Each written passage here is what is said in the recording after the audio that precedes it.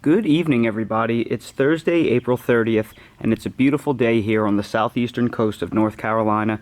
And today I wanted to discuss a very special fruit tree, and that is the Feijoa, also known as the pineapple guava tree. The pineapple guava tree is a really amazing tree, and it's one of those trees that for the life of me I can't figure out why more people in the United States are not growing. And I've reached the conclusion that it's strictly due to lack of awareness. And I want to take a few minutes to discuss this tree to raise awareness to it, because it is one of those very special trees that a lot of people should be growing because they can grow it. The Feijoa, aka Pineapple Guava, is a very adapted tree to most climates. I live in Zone 8A, so that means in any given year, our annual minimum is on average between 10 and 15 degrees Fahrenheit. And this tree thrives in Zone 8 climates. I purchased this specific tree from Stan McKenzie over at McKenzie Farms in central South Carolina. And the year I purchased this tree, I purchased it after the horrible January 2018 freeze. And Stan's farm saw 8 degrees at night. And with that 8-degree low, this tree faced no damage at all. So I knew that this tree would be bulletproof in my climate, and I've never had to protect it once. On top of being cold hardy to the single digits Fahrenheit, it is also very drought tolerant. This is a commonly grown tree in areas of Europe and Australia and New Zealand. It's quite popular there because it handles drought very, very well. It can also deal with high summer temperatures. The only thing that Feijoa don't like is late, very strong afternoon sun.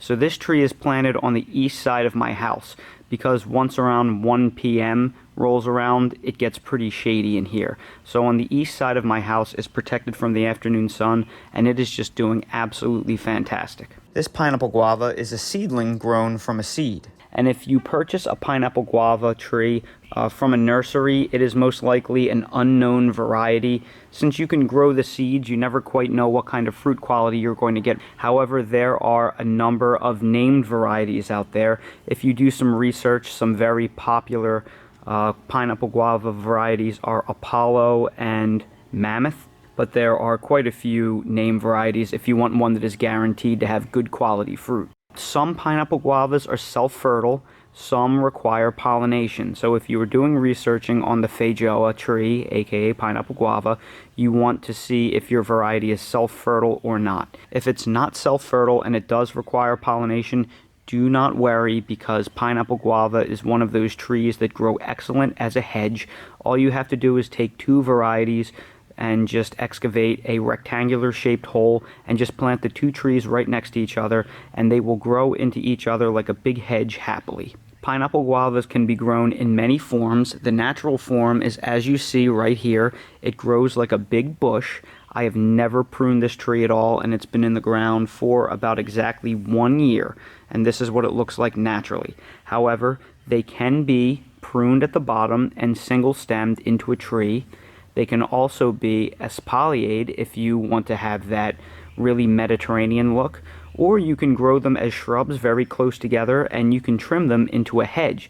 They make a fantastic privacy hedge, and the added benefit of the privacy hedge is it will also give you fruit. The fruits are very similar to a mango in appearance. Some varieties are very large, some are very small, but they are very tropical tasting. I have yet to try a pineapple guava, but I'm very excited to. They take a couple of years in ground before they will provide you fruit, so this will be the second year, and I'm hoping maybe I will get a fruit off of them. Everyone that I've talked to that has had them says that they are a delicious tropical tasting fruit. But one of the most amazing things about this tree is the flowers. These trees have the most gorgeous flowers I have ever seen. My tree is still pretty young, so it's not flowering heavily. Last year I only got a few flowers on it. However, I am getting more this year, and you can start to see them all budding out here. And that right there is what a pineapple guava flower looks like. Just look at that. Is that just not absolutely gorgeous?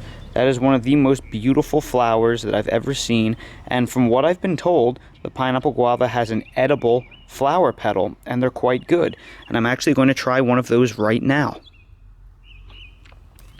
I've never tried a pineapple guava petal before, so this is going to be my very first taste. And they're very sweet and perfumey. That's a very interesting flavor. I don't know if it's for me, but some people love them. But you can clearly see in about a week or so, this is going to be in full bloom and it is going to be absolutely gorgeous. So if you want to have yourself a beautiful hedge or a beautiful espaliered tree full of wonderful flowers that will also provide you a tropical-like fruit that is both cold hardy to the single digits Fahrenheit and also drought tolerant, the pineapple guava may be for you. I mean, if you want to build yourself a privacy hedge, why not build yourself one that both looks beautiful and feeds you? And here we are on Saturday, May 2nd. Since I shot the original footage, the plant is in full bloom. There are just flowers everywhere, and I want you to be able to see these. Look at these flowers. They are just absolutely gorgeous. Imagine having your own hedge full of these beautiful flowers, and in addition to having these absolutely gorgeous flowers, they also produce a great quality, delicious tropical food for you. So there you have it, everyone. I just wanted to take a few minutes and highlight this tree because I'm guessing many of you have never heard of a pineapple guava or a Feijoa before, and I'm guessing for many of you this will be a very strong performer if only you had heard of it. So I'm hoping this turns you on to something new and sparks a little bit of interest in research, because this may be a real winner for your climate that you have never heard of. Everyone, thank you so much for watching today's video. If you found it helpful, please hit that like button, and if you haven't already subscribed to the channel, please subscribe for future updates and more videos like these. If you're curious about anything that I use in my garden, everything that I use is linked in my Amazon storefront in the video description. Thank you all so much for watching, and I hope to see all of you again on the next video.